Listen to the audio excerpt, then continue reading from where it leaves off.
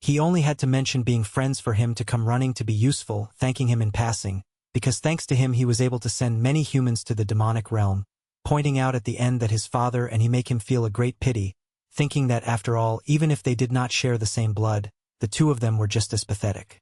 And so the miserable one yells at him that his weak heart and his frail body were no good whatsoever to be a lord, which makes Nigan lose control. And so the demon takes advantage of this to take control of his body. The Proto notes this and knows that it is not Nigan, so he asks him who he is. In this way, he introduces himself as Shadow the Sorcerer, a viscount of the 5 ranks of nobility, also delighted to at last meet the famed hero. It is there that can ask Shadow where Nigan is, to which he answers that he has him right here in front, pointing toward his heart, stressing that he is very weak since keeping his body was a piece of cake because he only had to manipulate what he felt. This angers the Proto very much. Even so, the demon makes it clear that Nigan ended up like this because of him. Because until now he had only managed to use Nigan to weaken the defenses and thus send humans to the demonic realm. But Ein arrived and ruined his plans, and with that he did not leave him any other choice, so now, even if it is a nuisance to him, he will have to kill him, but he does tell him not to think that he is like the empty-headed Falco, since he, on the other hand, does know the weakness of humans. Shouting at him that if he kills him, he will also kill his vessel Nigan. Thus the fight begins. The Proto quickly dodges the tentacles and then traps Shadow in a barrier. Nevertheless, using anti-spiritual arts he manages to break free and tells him that demons can use anti-spiritual arts, so those techniques are useless. Having added this, he summons more creatures.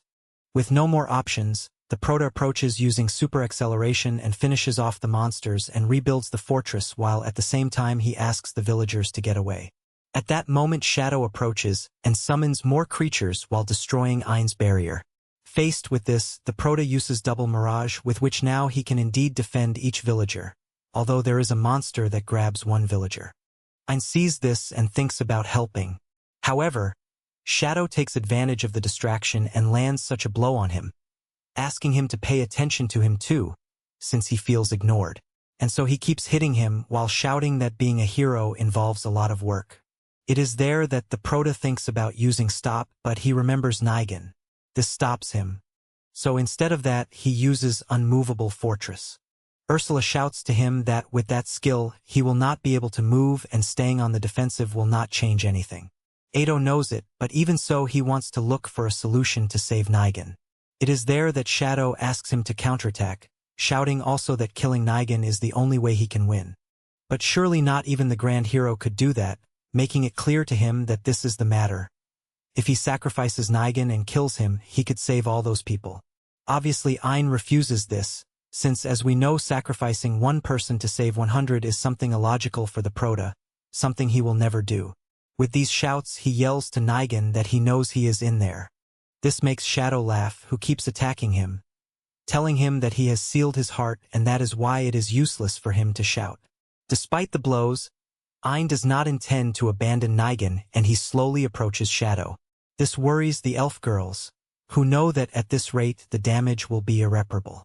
Even so, when he is in front of the demon he grabs him by the shirt, and he yells at him that he wants to help Nigan and all the villagers. That is how with a headbutt he yells that that is why he is here. That blow was so strong that it knocked Shadow unconscious. Inside him we see Nigan, who thinks that if he disappears everyone will be better, since many people because of him have been hurt.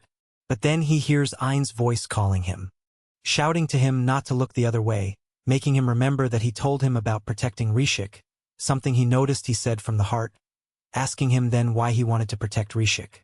Nigan in the shadows thinks that it was because he wanted to be like his father, but when he thinks it over, what he really wanted was to see people smile, remembering at the same time how his father hoped he would not lose that kindness. Because he knew he would be a great lord. This makes the boy shed tears, because those times and that place were very precious. Back in reality, we see how a villager finishes off one of the creatures, asking his companions to aim at the eyes. He also tells them that the demon shadow is controlling Nigan, so that is why they must save him. Some villagers question this because of him they are like this. Even so, the villager knows that they cannot blame him and then run away, reminding them that they already promised to fight. This convinces the village, who now are indeed ready to fight inside Shadow. Nigan knows that what he did has no forgiveness, since he acted according to his interests without realizing what Shadow was really plotting. Despite all this, he also knows that he must face the truth in order to move forward. So standing up, he walks toward a light in front of him to assume his obligations as Lord of Rishik. Outside the darkness, Shadow finally wakes up, and moving away he tells him that resisting is useless, because in the end he will not be able to kill Nigan. Although when he lunges to attack he stops for a moment, noticing that this is Nigan's doing. Therefore he shouts to him that he had better stop resisting, since he will never get out of him no matter what he does. Those words calm Nigan, who, taking part of the control of his body, thanks Ein for everything and then pulls out a dagger and stabs it into his heart. Faced with this, the Proto thinks about doing something, but Ursula stops him, asking him if he is going to let him sacrifice himself in vain. At the same time, inside Nigan, he is having a conversation with Shadow, to whom he reveals that he knew that it was not a common illusion, but he decided to pretend not to notice it because he was his friend. And even though he betrayed him and hurt many people, he still sees him as if he were his friend. Also, even if maybe everything he said was a lie, he knows very well that that time he ended up saving him, stressing to him that for him all the time they spent together was real. Hearing all this, Shadow remembers all the time they spent, and he reveals to him that for him he was only a mere pawn to handle, shouting at him that he is a piece of idiot. And of course Nigan's weakness seems to him a sin, ending it all by telling him that if he plans to die, then let him die alone. That is how he leaves Nigan's body in the form of a small creature, thinking about retreating for the moment and recovering. Although right then he manages to see a girl in the distance, so he thinks better about staying with her. But there he is pierced by a dagger. This is the work of our good Ein. The latter quickly goes to Nigan, convinced that Yuri's healing magic will be effective. Or at least that is what he wants to think, since while he cries he begs him please not to die. But when he notices that it has no effect, he begins to despair. There Yuri comes in, asking him not to give up, since she knows that Nigan will return. So between the two of them they shout to him to come back, because this is his place. Deep inside, Nigan notices a light from which his father's hand comes out. He takes it, and that is how Yakarando finally wakes up, surprised that he is still alive. Ein and Yuri hug him very happily, but he, annoyed, pushes them away because he was supposed to die to atone for his sins. The Proto makes it clear to him that he does not intend to sacrifice anyone, and he will not do it even if that person is himself. The other villagers approach and agree with this, adding that he must not think that death will erase his sins. Because although they know that they will never be able to forgive him, they also know that his death will not bring the others back and that they can no longer blame him or forgive him. For that very reason they will not let him go so easily, shouting to him to stop running away. Faced with that, Nigan feels ashamed for having thought that by dying he would atone for his sins, so through tears he thanks them for the second chance. Yuri is glad to see this, but she collapses in front of Ein, who catches her quickly. The elf tells him that maybe she is a little exhausted. This also worries the Proto since she cannot even stand, and while he carries her he also thanks her, because if he had met Shadow first he would have ended up like Nigan. So he lays her down in front of a tree asking if it is really so bad to be weak. And remembering the cases of Soid and Nigan, Ein, angry, knows that he has to make the demons pay for taking advantage of people's weakness. After a while, Alex, while talking with Pina, manages to notice how the rest of Shadow was trying to escape, so Pina traps him in a barrier. The Proto notices this, so he comes closer, taking advantage of the situation to ask him why they want to kill him and what their objective is.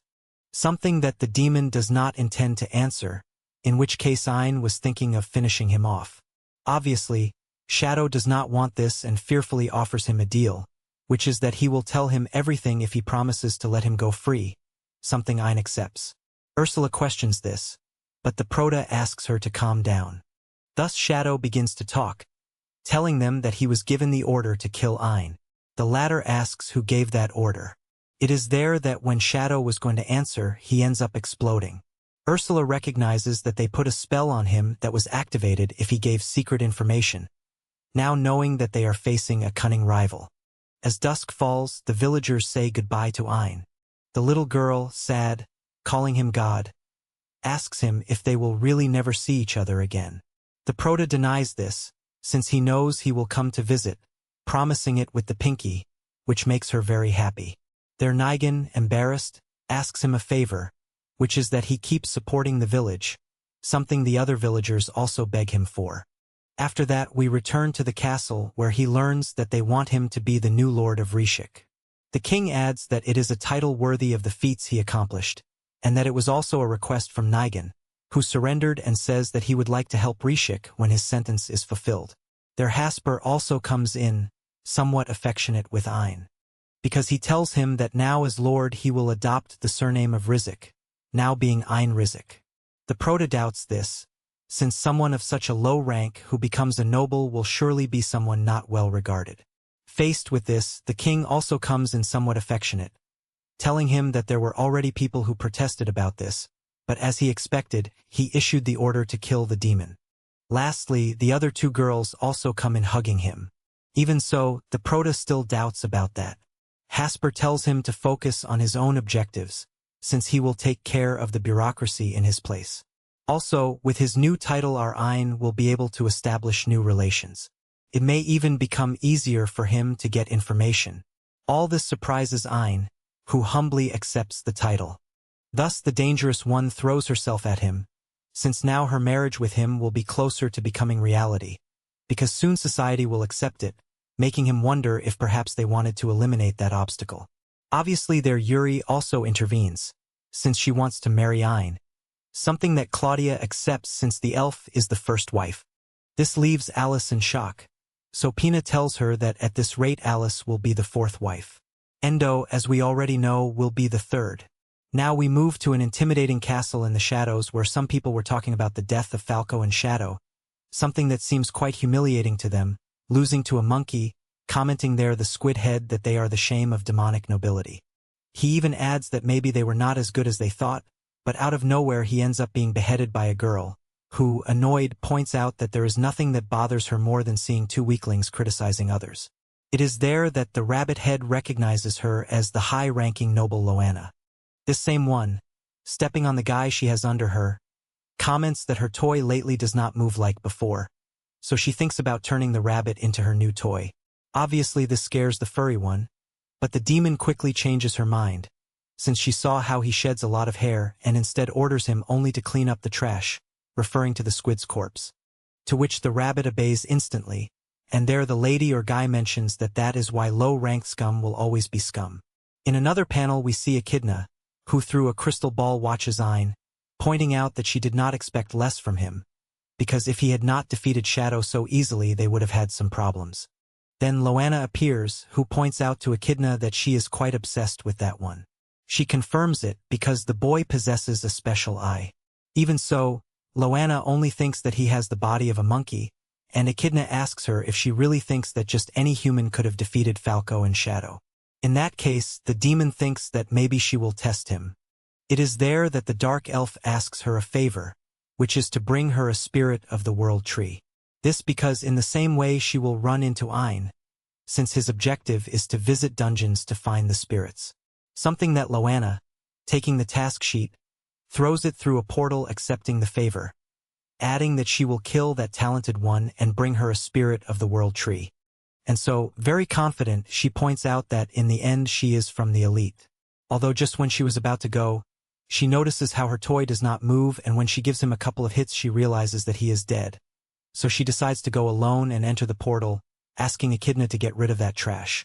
Once she is alone, Echidna tells him from her ball that even if he is exhausted, he will not be able to rest.